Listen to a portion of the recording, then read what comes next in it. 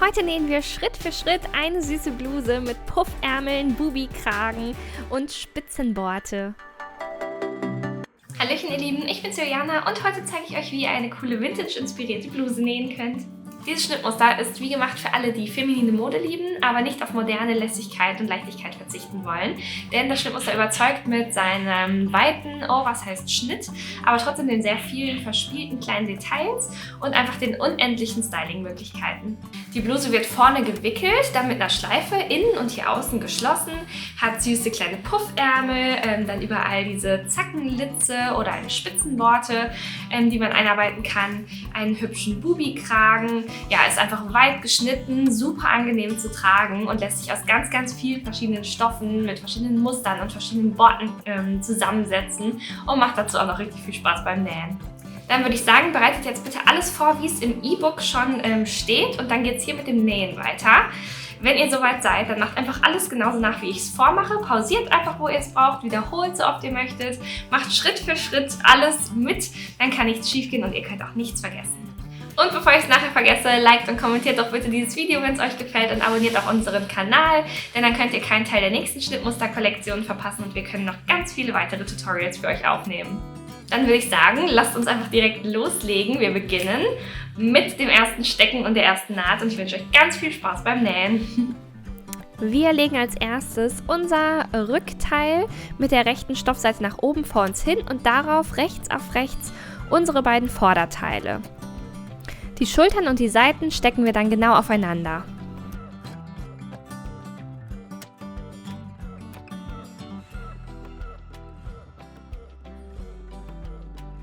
Dies sind auch die ersten 4 Strecken, die wir nähen. Also beide Schulternähte und beide Seitennähte werden jetzt geschlossen mit einer geraden Naht. Stichlänge ist 2,5. Wir verriegeln am Anfang und am Ende. Und Achtung, bei der getragenen linken Seitennaht sollen die untersten 2 cm offen gelassen werden. Also bitte darüber verriegeln. Wenn wir das bei allen 4 Nähten gemacht haben, dann bügeln wir die Nahtzugaben auch bei allen 4 Nähten einmal auseinander.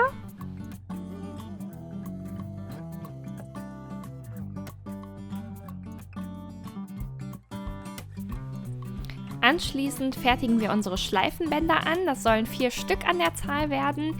Die Schleifenbänder falten wir rechts auf rechts entlang der Mitte der langen Strecke und stecken die offenen Kanten aufeinander.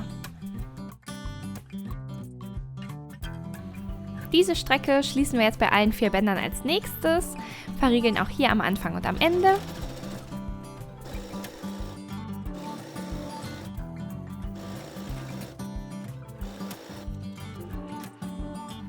Wenn wir das gemacht haben, dann können wir die Schleifenbänder mit Hilfe eines Wendewerkzeugs, zum Beispiel wie ich es hier habe, einmal wenden. Und dafür bietet es sich an, die Nahtzugaben, die ja 1 cm breit waren, einmal kurz zu schneiden vorher. Auf mindestens die Hälfte, dann lässt sich das Ganze nochmal etwas leichter wenden.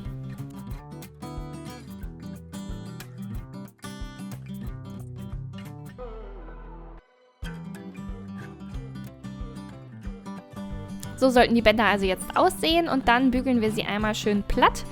Die Naht soll immer an einer Seite verschwinden, so ist sie dann am unauffälligsten. Auf jeweils einer Seite eines Schleifenbands klappen wir dann 1 cm der Nahtzugabe in den Tunnel, stecken dann hier vielleicht einmal die Seite auch noch fest, wenn ihr möchtet, und schließen dann einmal diese kurze Strecke.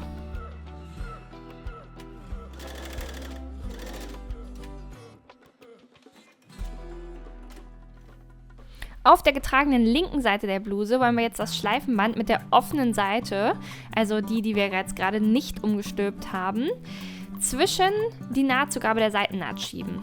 Also bis unter die Verriegelung der Seitennaht schieben und dann feststecken. Das Band soll nämlich auf der äußeren Seite der Bluse erscheinen. Die unteren, vorher offen gelassenen 2 cm werden wir dann schließen. Auf der getragenen rechten Seite der Bluse, da nehmen wir das Schleifenband mit der offenen Seite von innen und legen es auf die Nahtzugabe der Seitennaht, so wie ich es hier gerade zeige. Die offene Kante zeigt dabei ins Rückteil und in einem Abstand von 2 cm zur unteren Kante stecken wir das ganze Band dann dort fest auf den Nahtzugaben. Das Band soll also auf der Innenseite der Bluse bleiben und in Richtung Vorderteil zeigen.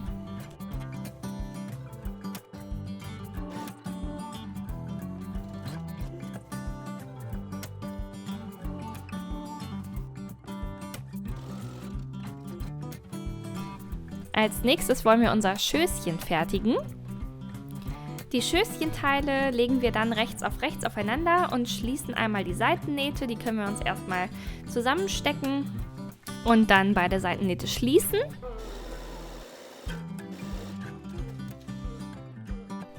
Die Nahtzugaben bügeln wir dann auseinander. Dann geht es ans Kräuseln. Die obere Kante des zusammengesetzten Schößchens möchten wir jetzt mit 2 Steppnähten versehen. Und zwar einmal im Abstand von 5 mm zur oberen versäuberten Kante und einmal im Abstand von 7 mm zur Kante. Dabei steppen wir mit einer Stichlänge von 4,0 und verriegeln weder am Anfang noch am Ende. Stattdessen lassen wir die Fadenenden jeweils 10 cm hängen.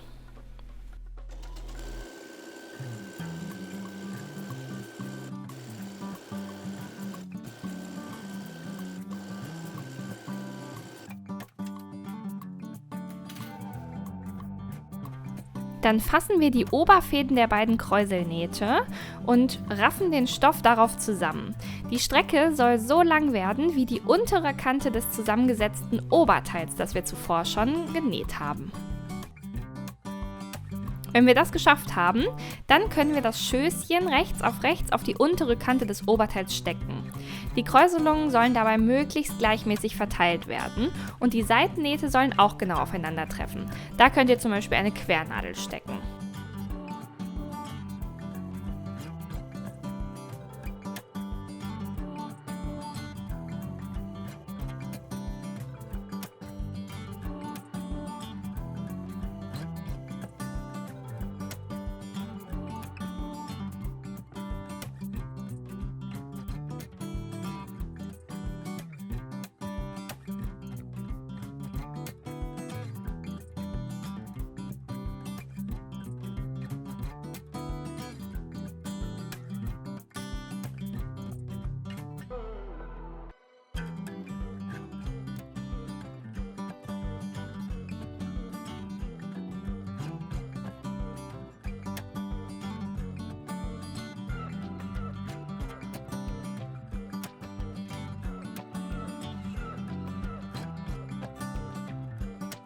Die Strecke von der vorderen Kante wollen wir dann bis zur anderen vorderen Kante einmal ringsherum dann schließen.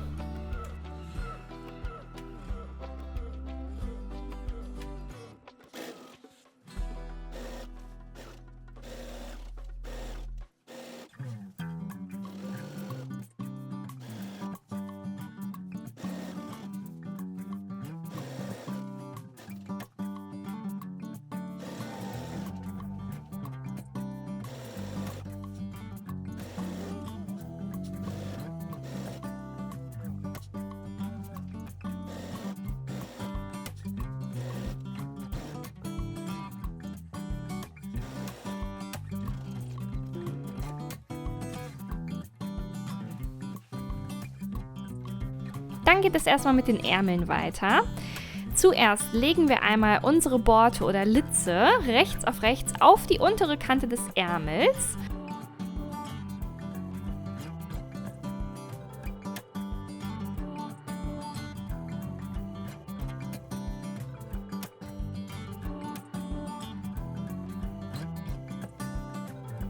Und dann darauf ebenfalls mit der rechten Seite den Ärmelbeleg. Alle 3 Lagen stecken wir zusammen.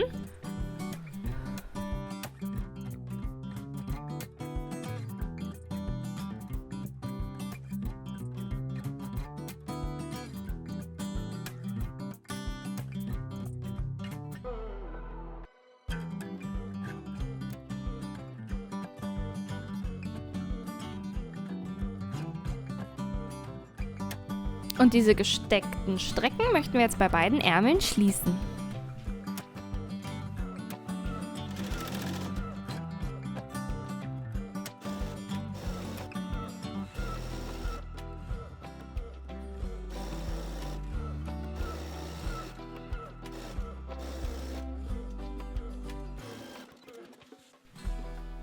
So sieht das Ganze dann jetzt also aus. Also die Zackenlitze oder Borte ist jetzt zwischen Beleg und Ärmel gefasst. Über die gerade gefertigte Naht können wir dann einmal drüber bügeln und anschließend die Rundungen an der Nahtzugabe alle so 0,5 cm bis knapp vor die Naht einschneiden. Denn wenn wir das dann gleich wenden, dann legt sich das Ganze schöner entlang der Rundung. Den Beleg können wir dann nach innen wenden und über die Kante bügeln, sodass diese Kante ganz platt liegt. Den Stoff können wir anschließend knappkantig über der Borte absteppen.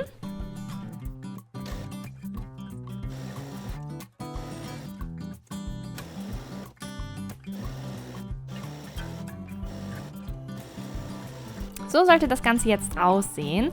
Also wir haben hier eine ganz schöne platte Kante und die Litze oder Borte zeigt schön nach unten vom Ärmel.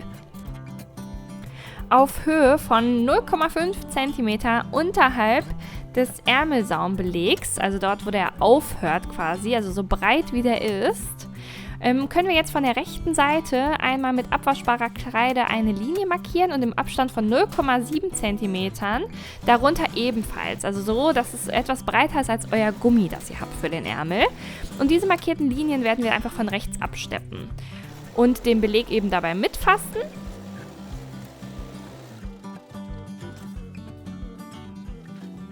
Diese Steppnähte bilden also den Tunnel für unser Gummi.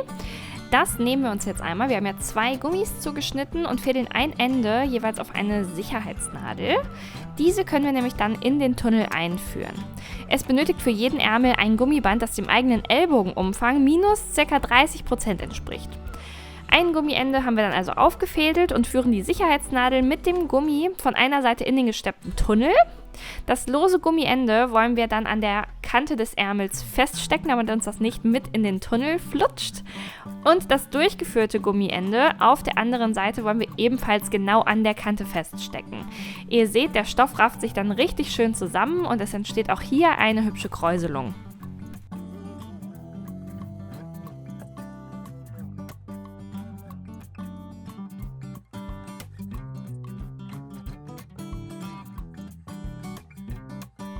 Wenn wir jetzt also rechts und links die Gummienden festgesteckt haben, dann vergewissert euch bitte, dass euch diese nicht verloren gehen. Also ihr könnt jetzt zum Beispiel noch eine kleine Hilfsnaht machen und einfach im Abstand von 0,5 cm von der Kante einmal drüber steppen, damit die auch wirklich gesichert ist. Denn als nächstes möchten wir den Ärmel rechts auf rechts in der Mitte falten und die offenen seitlichen Kanten vom Ärmel eben aufeinander stecken und dabei auch das Gummi im Tunnel festnähen. Wir stecken jetzt also von dem Saum runter, wo wir die Litze haben, hier einmal bis oben zum Armloch. Und an der Stelle des Gummis wollen wir gleich, wenn wir hier rüber nähen, auch doppelt verriegeln, damit das wirklich sicher ist.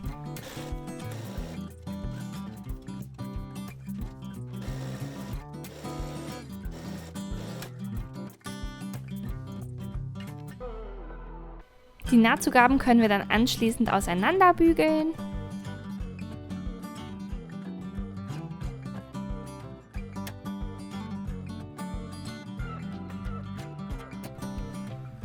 Die obere Kante vom Ärmel möchten wir auch mit Kräuseln versehen. Deswegen steppen wir sie doppelt ab mit 2 parallelen Nähten. Als erstes im Abstand von 0,5 cm zur oberen Ärmelkante und dann noch von 0,7 cm, auch mit einer Stichlänge von 4,0. Wir verriegeln weder am Anfang noch am Ende und lassen die Fadenenden stattdessen auch hier wieder 10 cm hängen. Die Strecke des Stoffs möchten wir mit den Oberfäden dann wieder so zusammenkräuseln, dass diese genau zur Strecke zwischen den Knipsen des Armlochs passt. Wenn wir das gemacht haben, dann können wir den Ärmel rechts auf rechts in das Armloch stecken.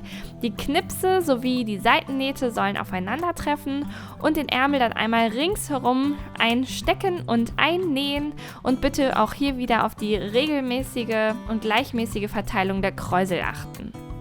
Ich beginne mit dem Stecken hier, wo meine Seitennaht und meine Ärmelnaht aufeinandertreffen, gehe dann als nächstes zu den Knipsen und stecke da die nächste Nadel. Und dann greife ich einmal von meiner Bluse in das Armloch, weil es einfacher ist, so überall dran zu kommen und stecke dann die höchste Strecke einmal aufeinander auf die Schulternaht und verteile dann noch die Strecken dazwischen. So habe ich dann ringsherum gesteckt und kann dann genauso einmal ringsherum nähen bei beiden Ärmeln.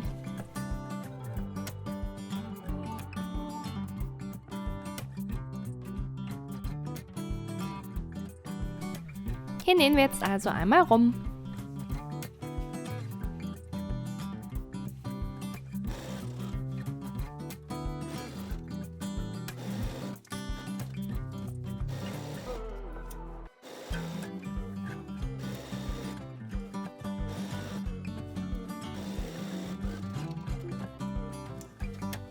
Weiter machen wir jetzt mit dem Kragen. Als erstes verbinden wir jeweils 2 Kragenteile. Also einen Kragen, den haben wir im Bruch zugeschnitten, aber den anderen müssen wir noch rechts auf rechts entlang der geraden Kante aufeinander legen, zusammenstecken und die kurze Strecke schließen.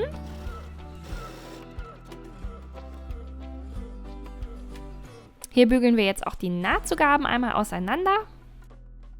Auf den zusammengesetzten Kragen legen wir dann rechts auf rechts unsere Litze bzw. Borte.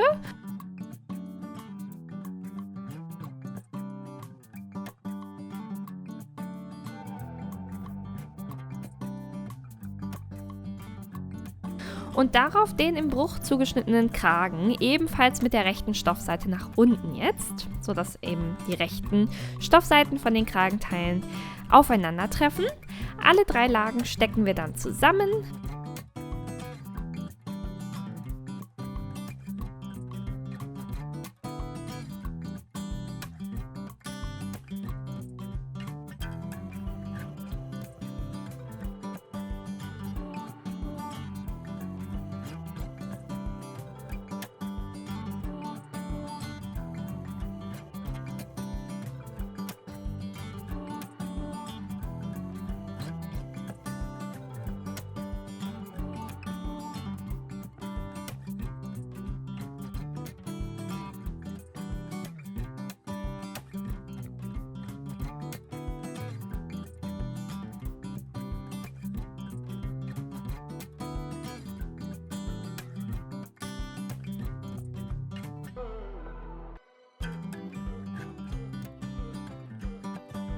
Ich kürze noch eben meine Litze auf die richtige Länge und ringsherum entlang der Seite mit den Rundungen wollen wir jetzt einmal die Lagen verbinden und zusammennähen.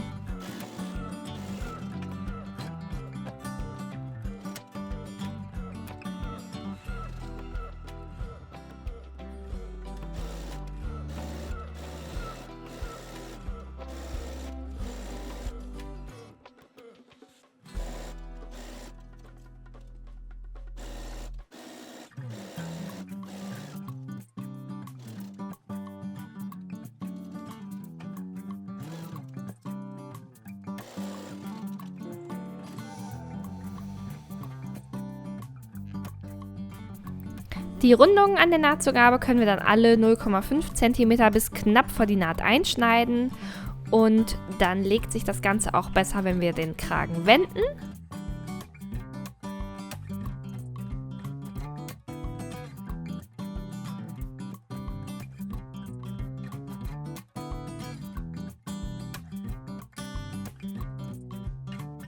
Das können wir anschließend machen.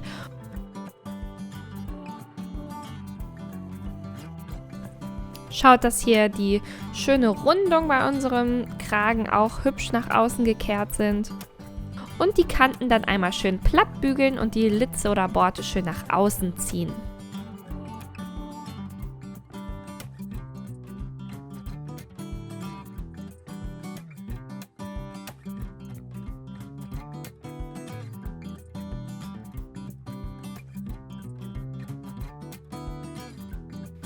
Dann können wir den Kragen knappkantig auf dem Stoff, also neben der Litze oder Borte, absteppen.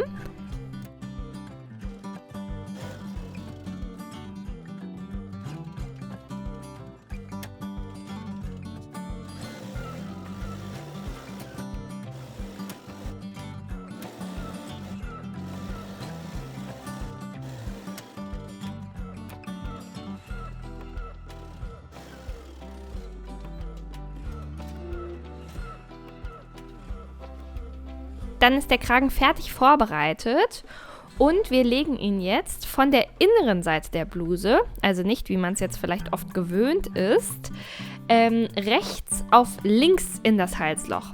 Also einmal von der inneren Seite die rechte Seite von unserem Kragen hineinlegen und feststecken, sodass sich später der Kragen nach außen legt und die Nahtzugaben darunter verschwinden.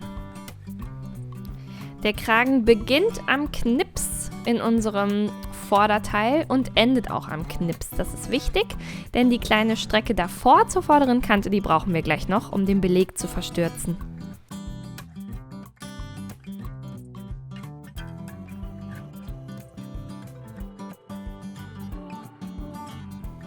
Wir haben jetzt also alle 3 Lagen aufeinander gesteckt und nähen ihn einmal ein, den Kragen in das Halsloch.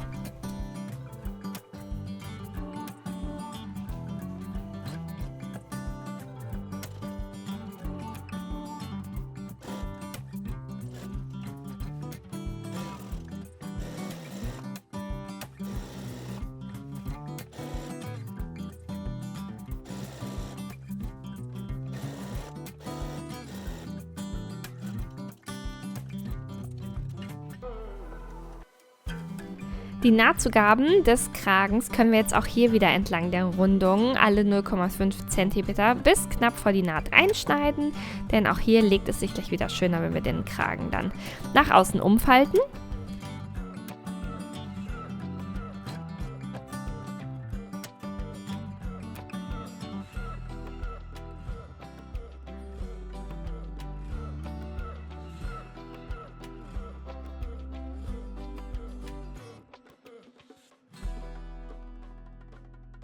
Den Kragen können wir dann zur äußeren Seite der Bluse wenden und die Umbruchkante einmal scharf bügeln.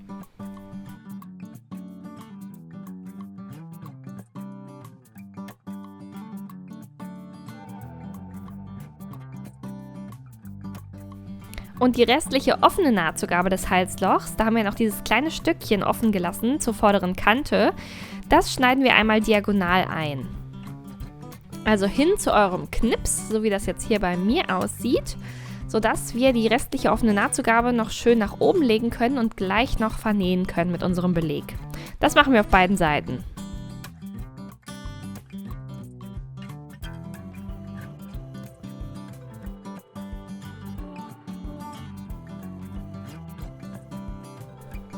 Dann haben wir ja noch 2 Bindebänder über. Eins möchten wir mit der offenen Seite genau oberhalb des Schößchens an die vordere Kante legen, auf der einen Seite, und das andere auf die andere Seite. Die werden genau gleich angelegt. Und darüber legen wir unseren Belegstreifen rechts auf rechts und stecken alle Lagen zusammen. Bei der diagonal eingeschnittenen Nahtzugabe an Halsloch möchten wir beginnen und dann die kleine Ecke nähen an der vorderen Kante und herunternähen bis zum Saum. Hier zeige ich nochmal, wo wir anfangen zu nähen. Also genau da, wo unsere Naht vom Kragen, wo wir den angesetzt haben, endet und wir eingeschnitten haben, genau da soll die neue Naht jetzt starten.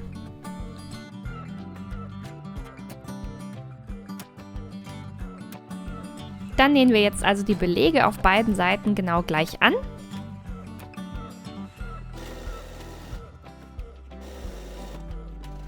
Wenn ihr über das Bindeband näht, dann verriegelt doch gerne an der Stelle auch einmal.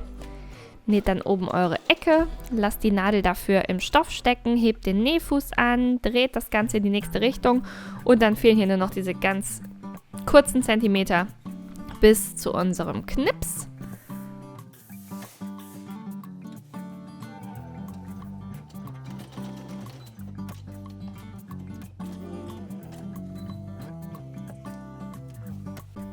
Um die Belege dann wenden zu können, möchten wir einmal die Nahtzugabe an der oberen Ecke, die wir rechts und links genäht haben, diagonal kurz schneiden, sodass dann nur noch 1 mm ungefähr über steht von der Nahtzugabe. Dann können wir den Beleg wenden, die Ecke ausformen, zum Beispiel mit einem Ecken- und Kantenausformer, und die vordere Kante schön glatt bügeln.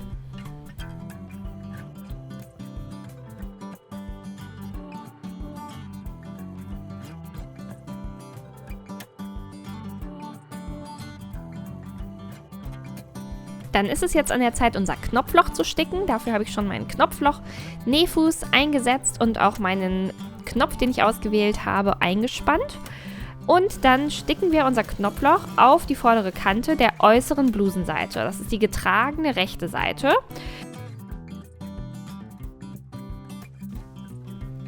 Damit unser Beleg dann auch hier auf Hälfte der vorderen Strecke nicht so nach außen schlackert, können wir hier im Schatten der Naht einmal ganz kurz, nur für so 2 cm, nähen und verriegeln. Dann ist der Beleg nämlich auch innen befestigt und bleibt auch da, wo er sein sollte. Das Knopfloch schneiden wir dann auf und verletzen dabei nicht die kleinen Stiche. Und auf der anderen Seite der Bluse nähen wir noch unseren Knopf an.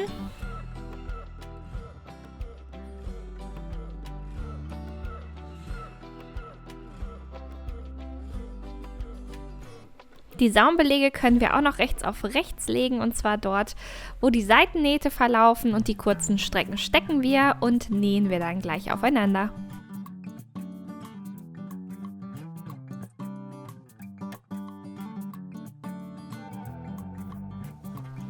Die Nahtzugaben bügeln wir auseinander.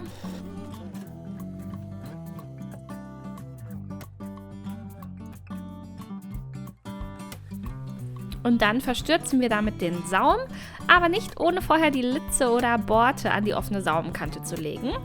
Also erstmal die Litze Borte, dann darauf rechts auf rechts den Saumbeleg stecken.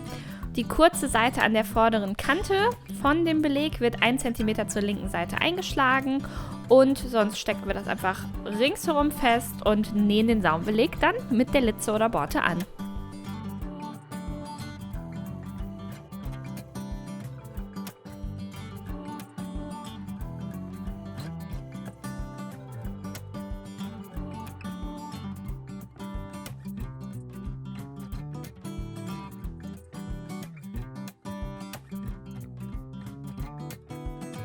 Also dann einmal von der vorderen Mitte komplett ringsherum bis zur anderen vorderen Kante. Wir nähern uns ja langsam dem Ende, ihr merkt es schon, die Bluse hat schon richtig Form angenommen. Und an dieser Stelle wollte ich noch einmal sagen, dass wir auch noch viele weitere coole Schnittmuster und Nähprojekte entwickelt haben, die ganz viel Spaß machen zu nähen. Also schaut doch gerne mal, wenn ihr einen Kaffee trinkt zwischendurch, vorbei auf unserer Website. Ist auch unten in der Beschreibung verlinkt. Und wir würden uns freuen, einfach ganz bald wieder mit euch zu nähen. Wenn es euch gefallen hat, dann liked doch super gern das Video und lasst auch einen Kommentar da. Wir freuen uns immer riesig, von euch zu hören. Und vergesst nicht, unseren Kanal zu abonnieren. Dann geht es ganz bald weiter mit dem Nähen. So, die lange Saumnaht ist also geschafft. Und dann können wir unsere Litze bzw. Borte einmal nach unten legen und den Saumbeleg zur linken Stoffseite bügeln und den Saum damit ganz platt bügeln, sodass das so aussieht. Und den steppen wir jetzt noch einmal ab, einmal knappkantig und einmal in der Belegbreite.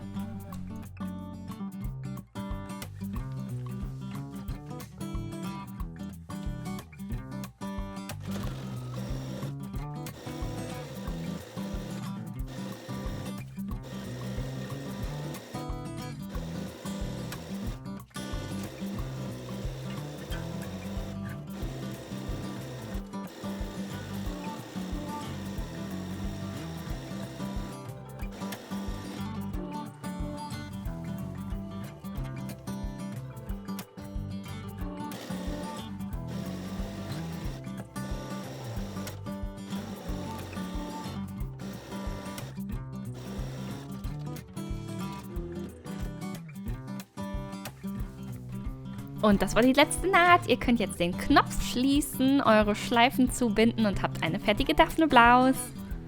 So, das war es auch schon. Ich hoffe, es hat dir ganz viel Spaß gemacht beim Nähen. Mir auf jeden Fall. Und ich liebe einfach das Resultat und hoffe, dass du deins genauso liebst und einfach ganz, ganz häufig tragen magst.